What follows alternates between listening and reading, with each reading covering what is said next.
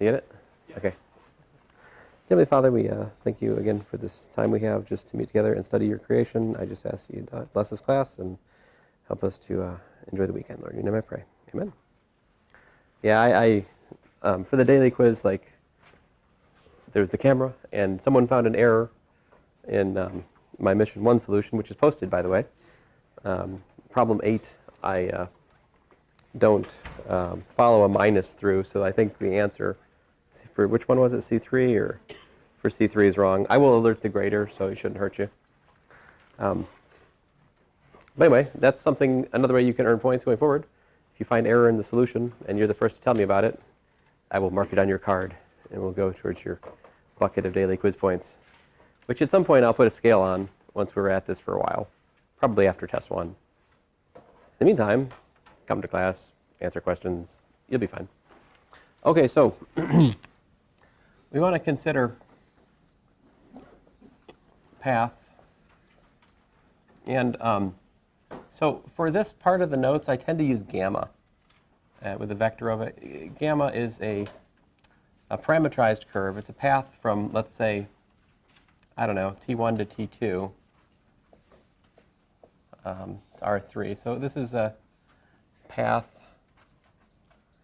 So for example, it might be that you might have like gamma of t was, you know, r cosine t, r sine t, mt. Here's an example.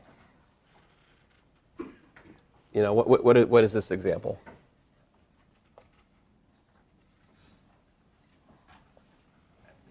Yeah, that's the helix, the linear helix. So that's the kind of thing we're studying. And what I want to talk about is how we can take this path and generate what's called the Frenet frame. So to start with, I would remind you, we worked out last time that the first thing we could calculate would be the arc length function, right? The arc length function based at time t would be the integral from t1 to t, let's say, of the magnitude of d gamma dt. Oops. I should probably say d tau, like that. So we could calculate the arc length, right, by just integrating the speed from the initial time to whatever time we're interested in, right? Not talking about that much today, but that's one thing we could do. But the other thing we can do is try to set up, right, for this point. So here's the origin, right? And so this would be the position vector, which we have gamma of t, goes to the point on the curve we're interested in, right? And then, so the first order of business would be to find the unit tangent vector. So the tangent vector is in the direction of the velocity, right? So this would be d gamma dt. So if I want to say that definition t is just equal to 1 over the length of d gamma dt times d gamma dt. So this is the so-called unit tangent field to the curve. Now, why is it the unit tangent field?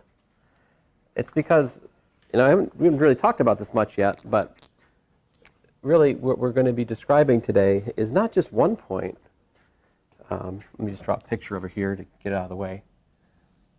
So, you know, I'm basically describing how we can find t here, or here, or here, right? It's not just one point in consideration. We're thinking about an arbitrary point on the curve. You see, so there's not just one t, right? There's a t that we're attaching at each point along the curve. So a vector field along a curve, what it is we're attaching a vector at each point along the curve. This is a vector field along a curve. T is vector field along the given curve. In fact, It's almost just the velocity field. What's the velocity field? If you have a particle go through space and if you just attach the velocity vector to each point in its trajectory, that's the velocity field. So the unit tangent field is just the normalized velocity field. That t is really just v hat in our other language. It's the normalized velocity vector. So that's the first thing. That's the t in the TNB frame. All right? So let's see here. So I think what I'm going to do today is, in order to not get super abstract, I'm going to be bouncing back and forth between a general definition and some derivations, and also this specific example. All right? So let's get started on our specific. I'm going to put the specific example over here on the far board so we can just kind of track its progress. So my curve is the helix. I'm kind of doing the basic usual, I would say boring, but that seems unfair. And we worked out, what about this? Oh! Well, sorry. Yes. Never mind. Don't listen to my thoughts. Oh, you can't. It's okay. Let's see here. So, at least given current technology.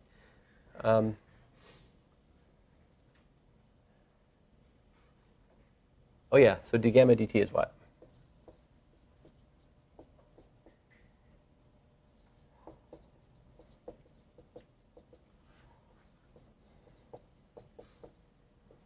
And so what's the magnitude of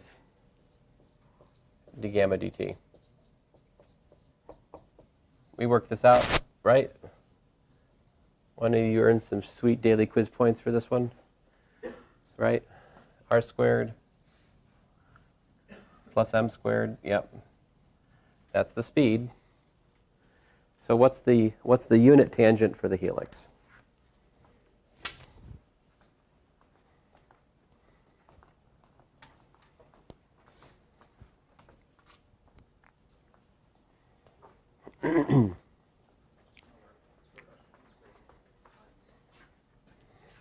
Right. So t of t is 1 over the square root of r squared plus m squared times, poor planning on my part, as usual. Let's see here. Stink. Put it up here. So t of t, 1 over the square root of r squared plus m squared, because that's the speed, and then the velocity, which we just calculated, r sine t, r cosine t, and m. So there you go. That is the unit tangent to the helix. So you see a test question. I say, here's a path. Calculate the TNB frame. That's how to calculate the t in the TNB frame. This is a very friendly question. It's just a way of me asking you, can you differentiate a path, without just asking you differentiate it. It's just slightly more than differentiation, right? You differentiate, you normalize. Unit tangent. Next order of business. Consider that t dot t is equal to 1. Right? It's a unit tangent. So we differentiate this. What's this tell us? T prime dot t is equal to 0. Here, I'll go through it again. Product rule, right? T prime dot t plus t dot t prime equals to 0, differentiating. Differentiate with respect to time, that equation. Use the product rule for dot product. Use the fact that t prime dot t is t dot t prime, so we get twice t prime dot t equals to 0. Well, this is great news. This means that the derivative of the unit tangent is a natural candidate for a next vector forming my frame. Let me remind you, our goal is to construct this orthonormal frame of vectors, actually a frame field, that it travels along with the curve and stays perpendicular in a natural sense, and is connected to the curve, yes, but also a triple of orthogonal vectors in a right-handed sense. So the unit tangent's my first length 1 vector attached to the curve. T prime, well, I don't know that T prime's length 1 though, right? So this suggests the definition that n, the normal, is simply equal to 1 over the length of dt, little dt, times dt. Of course, you could write this in prime notation if you like. 1 over the magnitude of t prime times t prime. This is the so-called unit normal, sometimes called the Frenet normal, to the curve in question.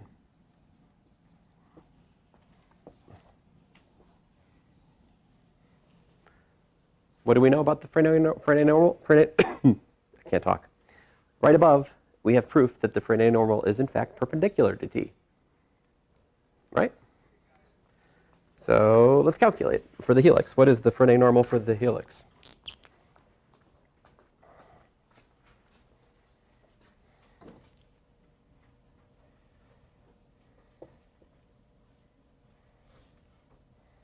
What's d dt of t of t?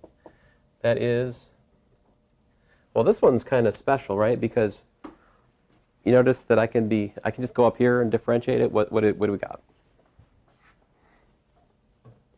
So how about this out front? That's a constant, right? So that just stays out front. Ooh, think about this. If our path didn't have constant speed, right? Then when you do this differentiation, you pick up two terms from like a product rule. So the unit normal is much uglier in some sense for a curve which doesn't have constant speed. You can kind of already see that, and if you think about this calculation here. But anyway, differentiate, what do we got? We got minus r cosine t minus r sine t, and what's the derivative of a constant? 0, yes. So there you go. Therefore, the normal to the helix is given by, we can put r over the square root of oh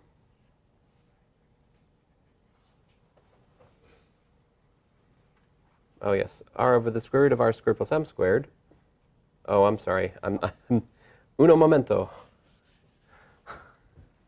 So let me just clarify here. So this is dt, which we can rewrite as what? This is r over the square root of r squared plus m squared, right? Times what? Times minus cosine t sine t comma 0. The reason I did that, here's the thing. If you can write a vector as a number times a unit vector, right? And then you normalize that. What's the unit vector for such a thing? I talked about this once before. If we normalize this, I'm sorry, let me just get to the point. This immediately tells me that the length of dt dt is what?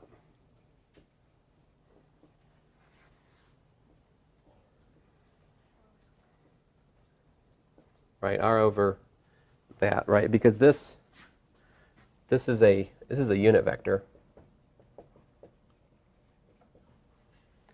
Yep. Why did this sign lose its negative? Oh, still in the marker. Thank you. A very good question.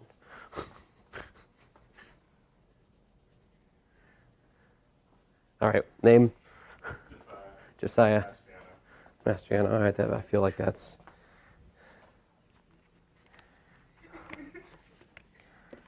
Mm-hmm. See, the downside of... Oh, yeah, I found it very fast.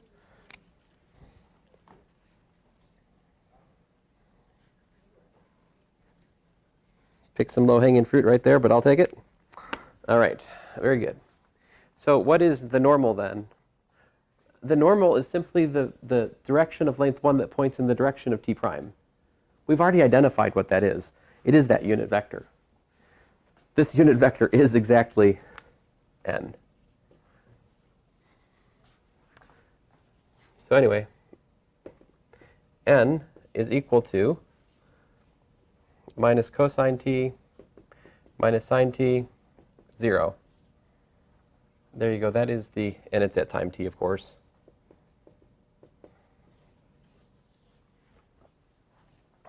All right. So to calculate the n in the TNB frame, you just differentiate the tangent vector, the unit tangent vector, and normalize it. Now, the length, this length right here is so, see, that's where I'm going to get into trouble. God.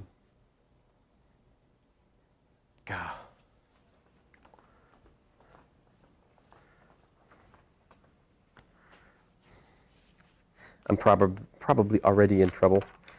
Just a second here, guys.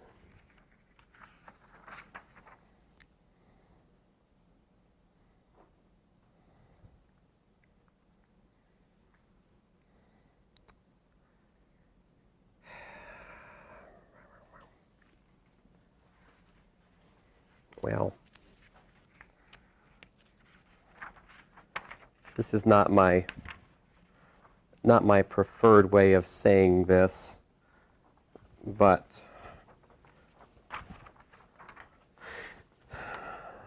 this I eventually derived that the curvature at time t, it's equal to 1 over s dot. S dot. What on earth is s dot? Times the magnitude of dt.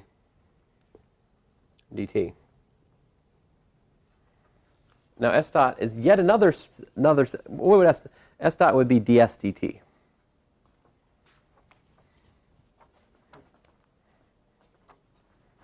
This means s dot means, this is physics notation for ds dt.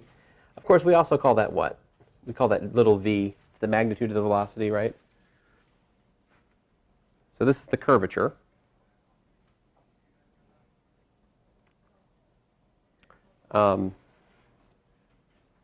Which in my current approach seems to have a speed dependence. That's an artifact of our current discussion. Sorry about that. That's kappa. Kappa. Kappa. And that's for the curvature. The curvature. And so let's see here. The curvature of this curve is what? Kappa. At time t would be 1 over the speed. What's the speed? 1 over the square root of r squared plus m squared. All right. That was the speed, right? This is s dot up here.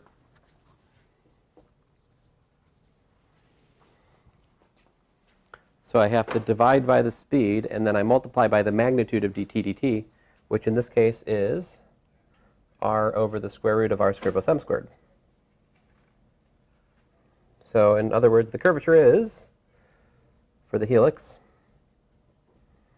r divided by r squared plus m squared.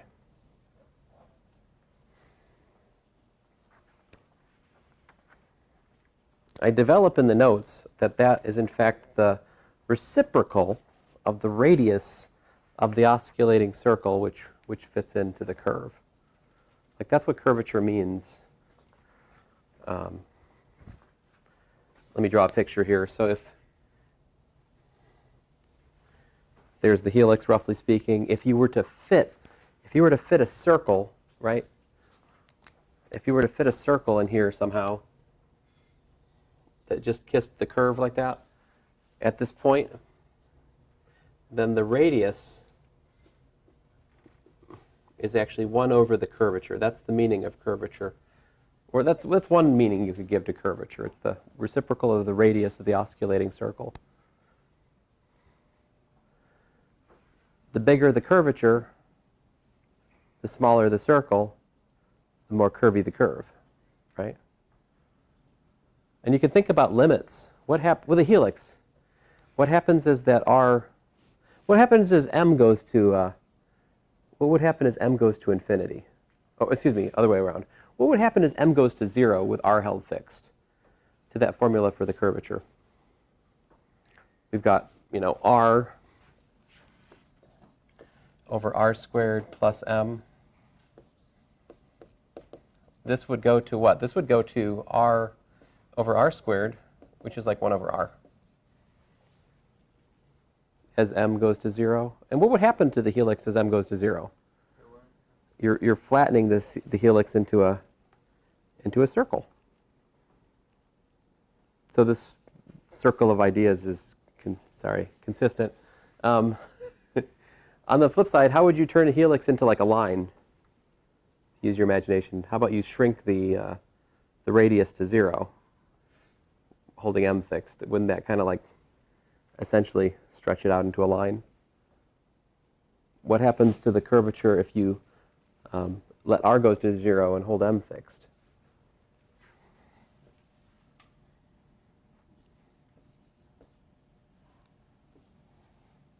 It goes to 0, right?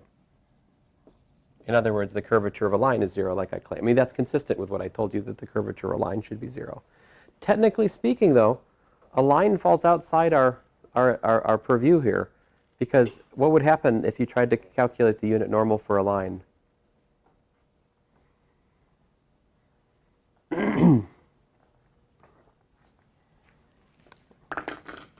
So I wrote the formula for n here.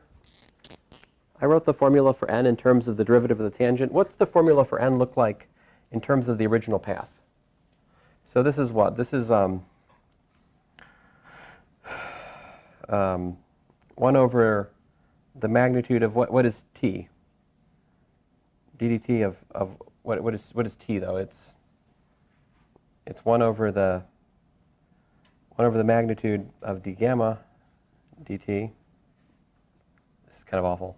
I'm sorry I wrote this. I'm starting to debate whether or not I should have written that. So this is t, right?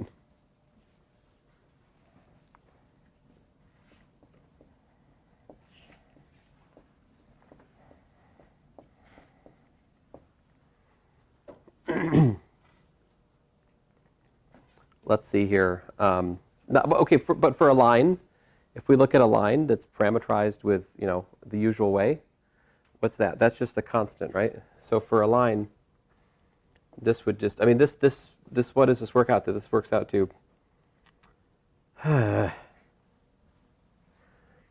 it's easier for me to do this in the other notation. This is 1 over v times the velocity vector, right? What's that equal to? Minus 1 over v squared dv dt, right?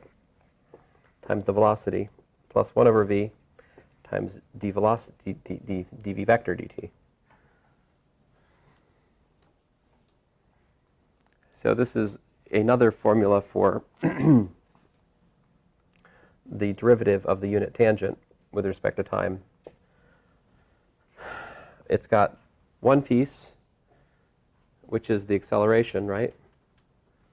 This is acceleration, and this is a term proportional to the change in the speed times the velocity. My point to you guys is, for a line, this is just 0, because the acceleration for a line is 0 if we use the usual parameterization, right? What happens if you differentiate the parameterization for a line 2 times?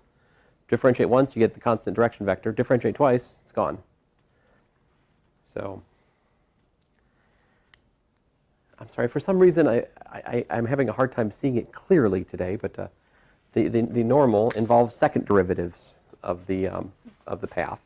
And if the second derivatives are trivial, then you can't construct a normal from it. All right? So there's curvature, normal, unit tangent. What's next?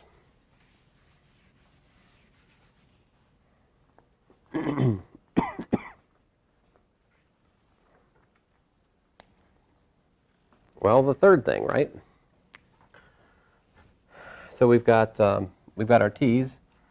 We just figured out our n's, right? Oh, I'm sorry. I don't know. I don't like the end to be, I want the end to be blue for some reason. I don't know. Personally, just personal preference, whatever. So the normal vector should point towards the direction of the center of the osculating circle.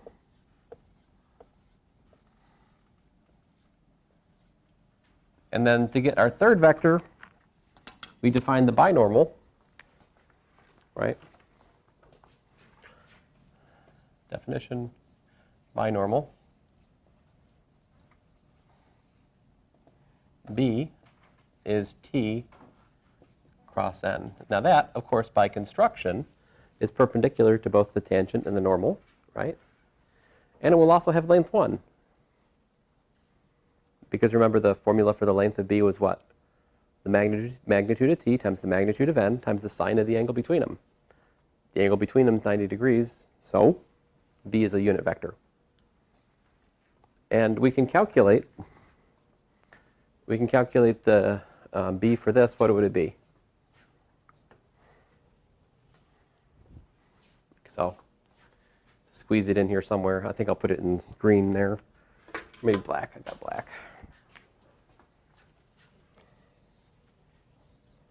B is T cross N. What does that work out to for our example here?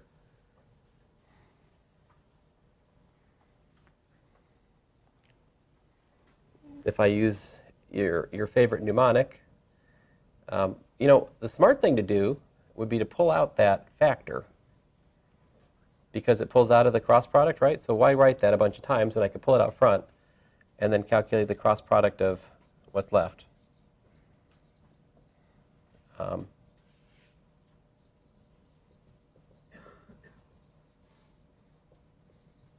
And then this one. Sorry, I should have told you guys to bring binoculars today. My bad. Hey, work it out for yourself, yeah? I'll try to write the answer bigger.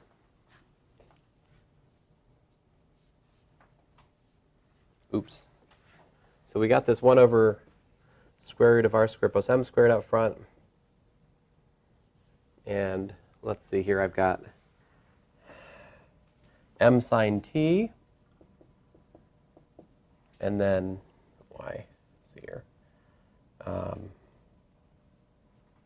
Looks like minus m cosine t. And then for z, I got a sine squared plus cosine squared going on there.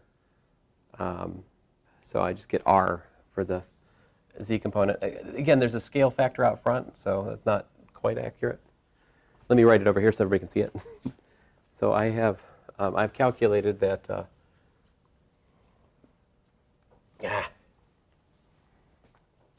so calculated that the binormal for the helix is 1 over the square root of r squared plus m squared.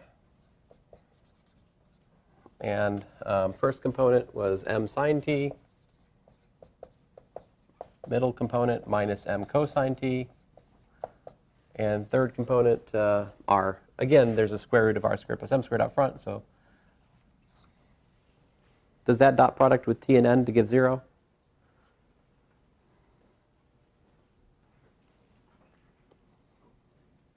Like the sine cosine gives me like a minus m sine. Oh, oh, minus m sine squared minus m squared sine squared. Wait, what? Uno momento. So this, I get what? I get minus mr sine squared minus mr cosine squared. So I get, oh, I get a minus mr, and this dot product gives me a plus mr.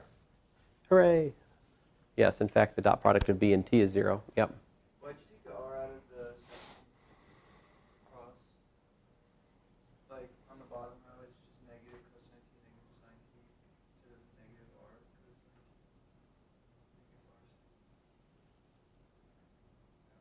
That's the normal.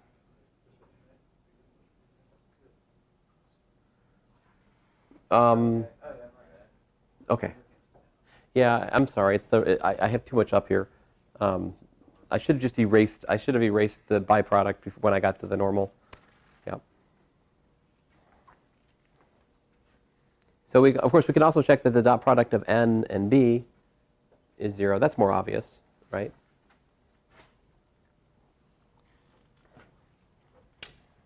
Okay. So we now have a way of constructing an orthonormal frame which naturally travels along with the curve. Now, again, there is some fine print here. Certainly, if the curve is linear, right, it's easy enough to pick out the tangent. But then, how do you pick out the normal direction to a line, right? You've got a whole infinite family, right? So lines are in some sense too simple for what we're doing. You can't pick out a natural normal direction to a line. And also, we also need something about the second derivative not being linearly dependent on the first. Like if the acceleration happens to be collinear with the velocity, I think that also gets us into trouble. So this is not for all curves, but for a large class of curves, we can calculate Tn and B, calculate the curvature. So I want to take a, now, from this perspective, you might worry that the curvature depends on the parameterization. Because if we parameterize the curve differently, we'd have a different speed, right? I mean, you can take any curve, you can reparameter. If I have a curve which has speed 7 at a point, if the path has speed 7 at the point, I can take my parameter and I can swap it out for twice the parameter, and then it'll have speed 14 by the chain rule. So I can change speed of a path by just playing games with the parameter. It's not hard. Like to make this helix go twice as fast, what do? 2, 2, 2. There. I just doubled the speed. When you work it out, that'll happen. So my point is, you might worry geometrically that this curvature that I wrote down here involves speed. You might worry that that somehow is parameter dependent. Yeah. How does doubling the time double the speed? Wouldn't having the time, like dividing the time by 2, double the time? If I put a 2 there, when I get to this step, the chain rule pulls out 2, 2, and 2, and puts a 2 there. So, yeah. That's the thought process. So if we want to get something that's unambiguous for the curve, what one parameterization of a curve is not based on some ad hoc parameterization procedure? What one parameterization, once we pick a point, is got something like geometrically fundamental about the curve? What choice of parameter is that? Right, the arc length parameterization. The unit speed parameterization, that's a unique thing. So if we consider unit speed, let's say gamma tilde, right? So gamma tilde is, depending. I'm thinking basically of the same set of points, just with the unit speed parameterization. How does the TNB frame work for a unit speed parameterization? That's actually a little bit easier, right? So if we calculate d gamma tilde ds, right, and you calculate the magnitude of that, what is it equal to? It's by construction ds, right? Which we proved last time is 1. So the unit speed parameterization of the curve has speed 1. So what is the tangent? And I'll put a tilde on it just to distinguish from the t I was talking about up to now. So t tilde is just going to be the derivative of the unit speed curve with respect to arc length. We get rid of this pesky divide by the speed factor. It's just straight up the derivative of the path. That's the unit tangent for a unit speed. In other words, velocity is the unit velocity field for a unit speed curve. So there's one thing. That's nice. And then how about what's dt, what's t tilde prime? That would here mean, dt tilde ds, let's say. So this is the thing I was getting confused about, you guys. I was thinking, I thought the normal was somehow directly related to the acceleration of the curve. What I was thinking about was the unit speed case. See, because it's the case here. This t tilde prime or d tilde ds is actually d squared, the original path with respect to arc length squared. It's a second derivative with respect to arc length. That's dt tilde ds. And so this normal is what? The normal is 1 over, dt tilde ds, the length, times dt tilde.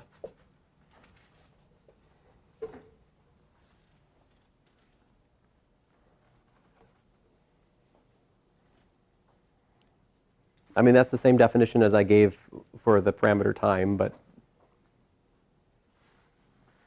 here's the nice thing, though, is this says that the derivative with respect to the arc length of the unit tangent, right, it's equal to the magnitude of that times the unit tangent. I'm just writing the same equation again. This is the first one of the so-called Fresnay-Serret equations,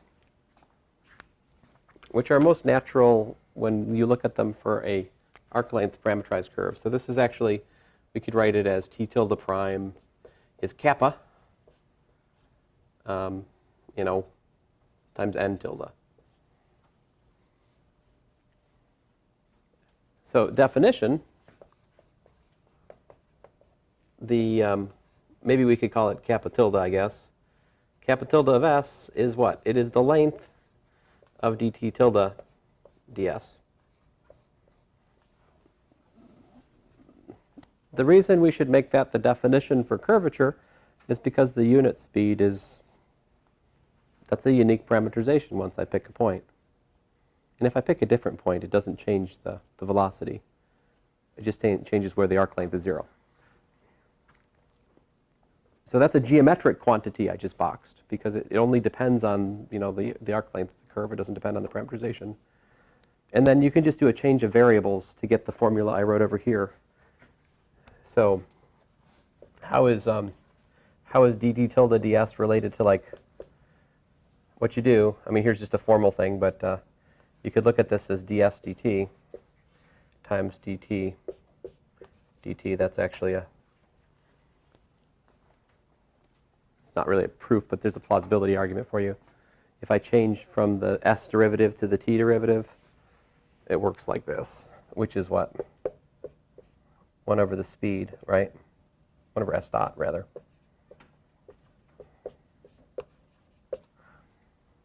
So the magnitude of dt tilde ds is the same as 1 over the speed times the magnitude of dt dt, which is why I said that we can calculate the curvature by 1 over the speed times dt dt.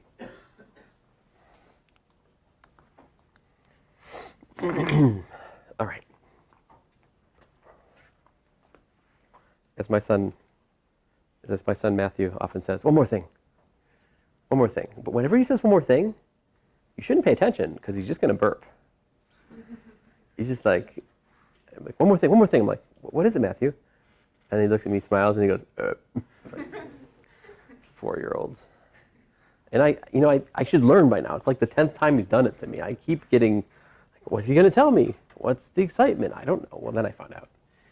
All right. So the Fresnay-Serret equations basically relate. We see in the first one of them, the derivative of the tangent is equal to the curvature times the normal. That's the first of the Fresnay-Serret equations. The next one, it relates the derivative of the normal to the other two. The binormal, the derivative of that, it turns out, is minus the torsion times the normal, if I recall correctly. I don't think about this stuff that much. I usually derive it, but I know we don't have quite enough time to derive it today, so yeah. Here, let me just write them down. these are the unit speed. Let me be more specific here. How about, let's write dt tilde ds, dn tilde ds, db tilde, so we'll know what I'm talking about. Arc length derivatives. N tilde, the middle one works out to minus curvature times t tilde plus the torsion times b tilde. The last one works out to minus the torsion times n tilde. These are the Frenet-Serre equations. If you replace, if you wanted to do these equations with respect to time, with respect to not a unit speed curve, you just multiply the right-hand side of the equations by s dot. So like the corresponding,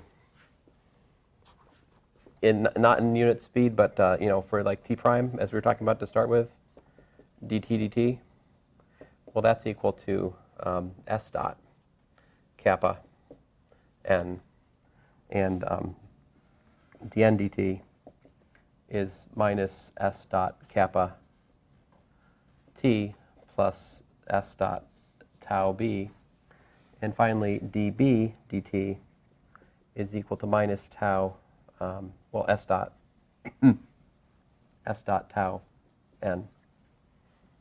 So these are the there's the unit speed Frenet-Serre equations and the possibly not unit speed Frenet-Serre equations. The third equation is actually a definition, which if I had more time I would motivate, but I spent a whole day talking about how to do stuff with cross products, and that's cost us some time. So sorry. Probably for the best. But anyway, so definition of torsion. Let's write it down. Definition. So torsion is equal to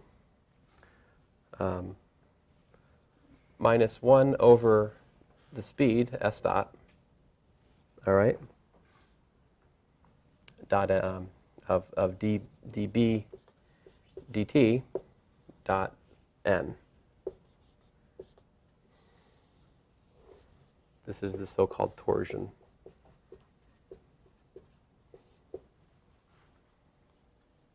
Yeah. Is that the symbol for tau? Yeah, tau. Tau is torsion. What's torsion measured again? Well, what would it mean if the torsion was 0, right?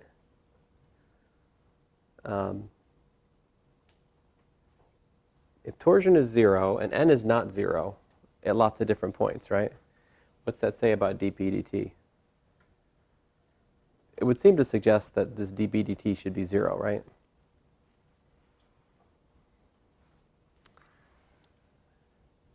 The actual proof of what I just said is much more complicated. But anyway, you could argue that dp dt should be 0. What would it mean for dp dt to be 0? That would mean that b is constant, right? What would it mean for the binormal to be constant? That means no matter what your normal looks like and your tangent looks like, right? Here's your tangent, here's your normal, right-hand rule, right? T cross n. If that binormal is constant, I need better props. If that normal is constant, that means that the motion of your curve is somehow in a plane, right? So the torsion for the helix is going to be non-zero because I can't just take that helix and find a plane in which it's embedded. It's not a planar curve, right? In fact, its torsion is non-zero. So in a nutshell, torsion measures if the curve is lifting up off the plane which contains the osculating circle. You could call it the infinitesimal plane of motion. So how would we calculate the torsion for the helix? I'll do it here. We should do torsion should be equal to minus 1 over the speed, which was the square root of r squared plus m squared, right? And then I got to take db dt, which is what? Differentiate the binormal. What do you got? Oh, we got that pesky factor out front. So we got 1 over the square root of r squared plus m squared, right? And then what's my, we get, differentiating this, I get m cosine t, m sine t, and a 0 in the last one, right?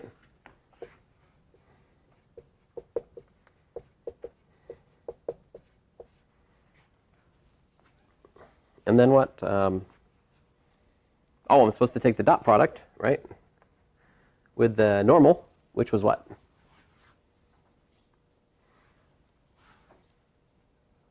Oh, there it is.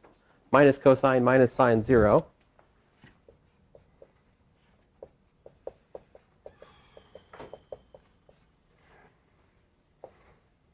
So what, this is dB dt dot n. I'm dividing by the speed. What do you get? What's this dot product work out to? Looks like minus m cosine squared minus m sine squared, right?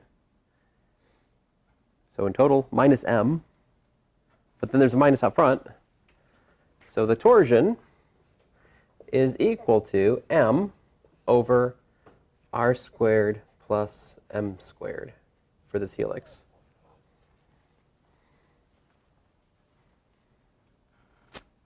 Which is really very satisfying if you start thinking about limiting cases, right? Both for the circle and for the line. What happens with this quantity if you fix m, right, and you let r go to 0? What's that go? What's the torsion go to? Oh, wait a minute. Fix m. Oh, I don't know. I get into trouble thinking about certain limits here. Certainly, if we set m equals to 0, and r is non-zero, what happens? Let's just think about that. What happens if we put m equal to 0 and r non-zero? We get 0 over r squared plus 0, which is 0 over r, which is 0, which makes sense because that makes the helix into a circle, which lies in a plane, which again is a planar curve. It has 0 torsion.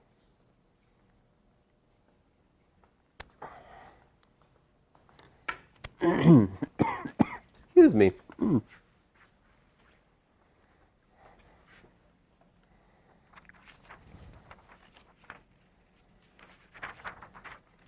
So the derivation of the Fresnel equations is one of my favorite parts of this course, but I will behave because I still have things to explain to you before the test. So we're going to go on. I would encourage you to look at them. If you have questions, you can ask me. Next time I will show you. Well, okay, so I can show you now actually. Acceleration, right? You can break that up into acceleration dot the normal times the, acceleration times the tangent plus acceleration times the normal plus acceleration dot the binormal times the binormal. Why can I do that? Why do you know you can do this without even calculating anything? Because the TNB is just like x hat, y hat, z hat. It's a frame, an orthonormal frame of vectors. If you pick a point on the curve, you can build any vector from that point as a linear combination of the t and n and b. So in particular, I can decompose the acceleration into a tangential, a normal, and a binormal part, right? Do you remember the calculation we did the other day? What did we figure out about the acceleration as it relates to? If you remember,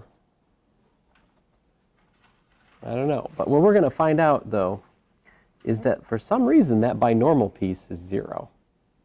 So the acceleration, it turns out, just has a tangential piece and a normal piece, which we usually refer to as the tangential acceleration and the centripetal acceleration. So we'll try to connect this world of ideas with the physics of motion next time, most likely. All right? Anyway. Happy weekend. I'll hopefully be not coughing by Monday. It's not a real cough. It just all of a sudden